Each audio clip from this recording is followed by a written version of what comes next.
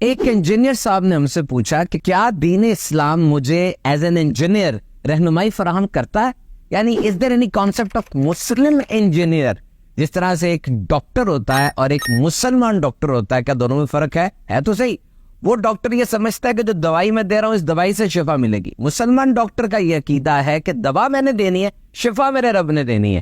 تو یہی دین اسلام کی کاملیت ہے, یہی پرفیکشن ہے, اور یہی تو کمال ہے کہ آپ میڈیکل سائنس کے پرسپیکٹو سے نبی پاک صلی اللہ تعالی علیہ وسلم کی بارگاہ میں حاضری دیں گے, اس لائف ہسٹری کو پڑھیں گے, آپ کو رہنمائی مل جائے گی. آپ انجینئرنگ کے پرسپیکٹو سے دیکھیں گے, مکمل گائیڈنس آپ کو ملے گی. آپ بلینئر ہیں, آپ آئی ٹی ایکسپرٹ ہیں, آپ فائنانس کے اندر کام کرتے ہیں, جس بھی حیثیت میں آپ معاشرے میں, ثقافت کے اندر, دنیا میں زندہ ہیں, آپ کے لیے مکمل گائیڈنس اسلام فراہم کرتا. لیکن ضروری یہ ہے کہ اس کے لیے آپ مکمل طور پہ اسٹڈی کریں. جس طرح آپ اپنے پروجیکٹس کو اسٹڈی کرتے ہیں, انویسٹیگیشن ہوتی ہے, سرچ ہوتی ہے, متعلقہ ماہرین سے آپ ملتے ہیں اور خوب زبردست طریقے سے ایک عرصہ لگا کر کوئی پروجیکٹ تیار کرتے ہیں کہ اب میں نے اس کے اوپر ریسرچ کی اور یہ اس کے بلٹ پوائنٹس ہیں, یہ اس کی نیٹی گریٹی ہے. اسی طریقے سے آپ جب دین اسلام سے رہنمائی حاصل کرنے جا رہے ہیں تو ایسا نہ کریں کہ بس ایک دو ویڈیو سن لی,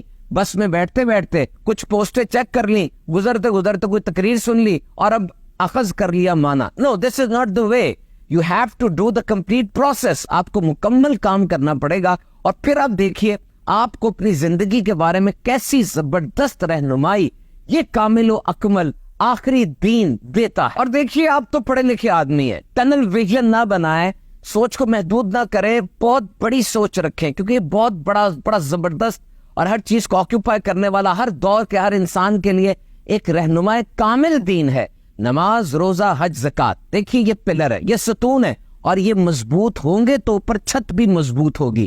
اچھے طریقے سے ان کو سمجھنا ہے, سیکھنا ہے, اور پھر اس پر عمل کرنا ہے. کیونکہ جب ان چیزوں کو مضبوط کر لیں گے, اچھے طریقے سے سیکھ لیں گے, تو ان کا اثر پوری زندگی پر پڑتا ہے. اگر آپ صحیح طریقے سے نماز پڑھیں گے, نماز آپ کو صحیح کر دے گی. نماز کو ٹھیک کر لیں, نماز آپ کو ٹھیک کر دے گی.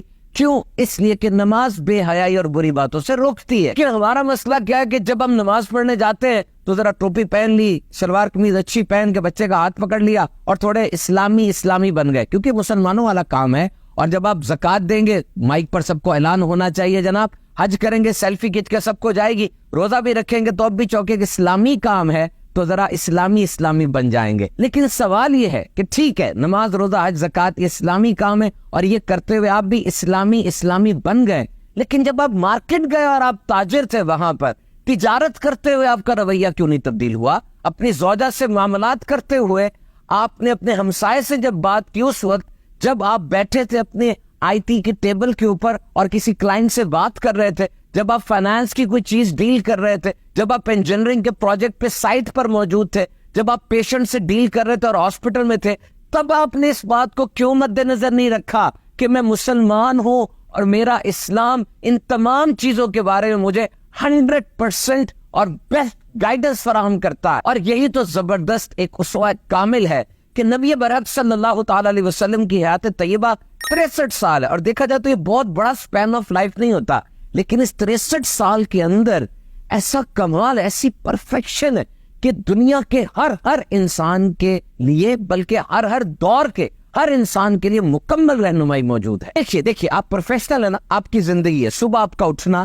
صبح اٹھنے کے بعد دعا پڑھنا, اپنے بستر کو صاف کرنا, نماز کی ادائیگی, قرآن مجید پڑھنا, اس کی قرات کرنا, اور پھر تلاوت کے ساتھ کچھ تشریح تفسیر بھی پڑھ لینا, ماں کے چہرے کی زیارت کرنا, بیوی کو مسکرا کے دیکھنا. کھانا آپ نے کھانا ہے, اب کھاتے وقت آپ دیکھ رہے ہیں مٹن ہے, چکن ہے, کون سا گوشت ہے, فرائی ہے کہ روسٹ ہے, لیکن اس سے پہلے آپ دیکھیں گے حلال ہے کہ حرام ہے. دفتر آ رہے ہیں آپ, رستے میں پتھر پڑا, پتھر ہٹا دے, اس کا بھی ثواب ہے. اور جب دفتر میں آئے, سینئر جونیئر کے ساتھ مینرز کیسے رکھنے ہیں جناب, سننا کیسے ہے, گفتگو کیسے کرنی ہے, چہرے پہ مسکراہٹ سجا کے رکھنی ہے. اور پھر سارے دن کے بعد وہ صبح آفس آئے تھے, باس کی جھڑکیاں, ادھر ادھر کی لیگ پولنگ, ٹریفک, دھواں, اس سب کے بعد جب انسان اکتا جاتا ہے تب ایک آواز آتی ہے, حی علی الفلاح, آؤ فلاح کی طرف, آ جاؤ. اور سب کچھ چھوڑ کے اب آپ آتے ہیں, آ کر وضو کر کے ریفریش ہو جاتے ہیں, اور پھر آپ ایک خاص انداز سے یہ نماز کی ادائیگی ہوتی ہے, اور یہ سب کچھ کتنا بہترین ہو جاتا ہے. جس جگہ آپ کام کر رہے ہیں, رشوت, ملاوٹ, سود, غلط سفارش یہ نہیں کرنی, یہ سب کچھ دین اسلام کی گائیڈنس ہے. اور پیسہ جو مل رہا ہے، زکوٰۃ، خیرات، تحائف، کس انداز سے اس کو مینج کرنا ہے، علم جو حاصل کرنا ہے، اس کی بھی کیٹیگریز بتائی گئی ہیں کہ علوم بہت سے ہیں. سب سے پہلے کون سا ہے، سیکنڈ، تھرڈ، ہر ایک کے بارے میں تفصیلاً بتایا گیا. اگر آپ بیوی بچے والے ہیں تو گھر میں ان کی تربیت، ان کے ساتھ حسن سلوک، یہ بھی تو ہمارا اسلام سکھاتا ہے نا. یہ بات یاد رکھیے، ایک ہوتی ہے ایک چیز اور ایک ہوتی ہے کل حقیقت.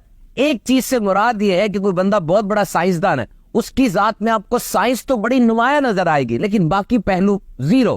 ایک بہت بڑا سیاستدان ہے، ایک ایکٹر ہے، کوئی سپورٹس مین ہے، وہ ایک خاص فن میں تو بڑے ماہر ہوں گے لیکن پوری زندگی کے ایک ڈپارٹمنٹ میں وہ کاملیت، وہ پرفیکشن نظر نہیں آئے گی. اور اگر آپ کو چاہیے پوری زندگی کے لیے ایک رول ماڈل، آئیے نبی پاک صلی اللہ علیہ وسلم کی بارگاہ میں حاضری دیجیے. آپ کو اندازہ ہوگا کہ واقعی ہر شعبے کے اندر اگر کوئی رہنما کامل ہے تو نبی پاک صلی اللہ علیہ وسلم کی ذات ہے. اگر کوئی لیڈر ہے تو دیکھیں ان عرب کے لوگوں کو جن کو کیمل ڈرائیورز اور آوارہ گردی کرتے ہوئے بدو کہا جاتا تھا، انہیں دنیا کی عظیم ترین قوم بنا دیا صرف 23 سال کے عرصے میں. اگر کوئی ملٹری سکل سیکھنا چاہتا ہے، فوجی صلاحیت، تو دیکھیے 313 کے ساتھ 1000 کے لشکر کو کیسے شکست دی.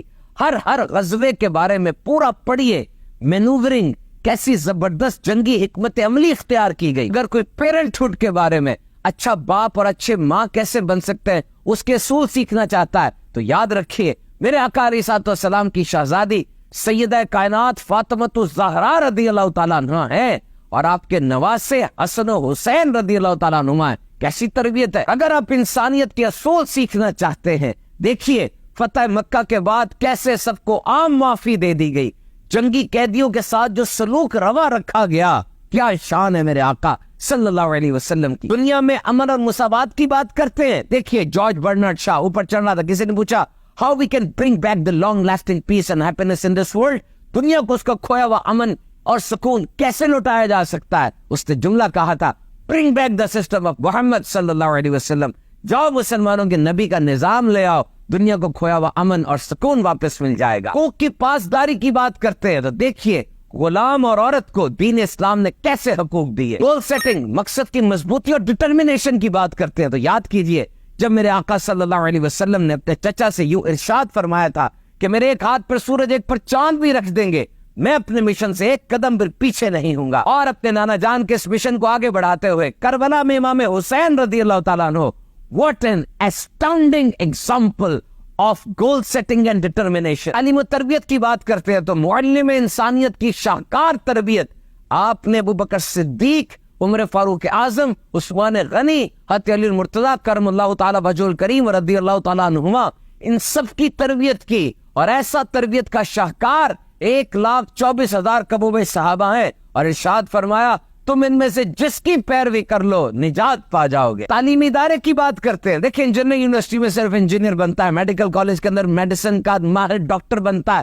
فائنانس والے میں صرف CA بنتے ہیں. اور میرے آقا علیہ السلام کا بھی ایک تعلیمی ادارہ ہے، ریزیڈینشل یونیورسٹی تھی، نام ہے صفا انٹرنیشنل یونیورسٹی تھی یہ، اور یہاں سے پڑھنے والے دنیا پر جا کر حکومت کرتے ہیں. مینجمنٹ سکلز کی بات کرتے ہیں تو کیسے مدینے کی وہ حکومت بڑی اور پوری دنیا میں اسلام کا پیغام پھیلتا چلا گیا. تو آج کا پیغام آپ کو یہ ہے کہ آپ جو بھی ہیں اور جو کام بھی کرنے لگے ہیں، سب سے پہلے رہنمائی دین اسلام سے حاصل کرنا.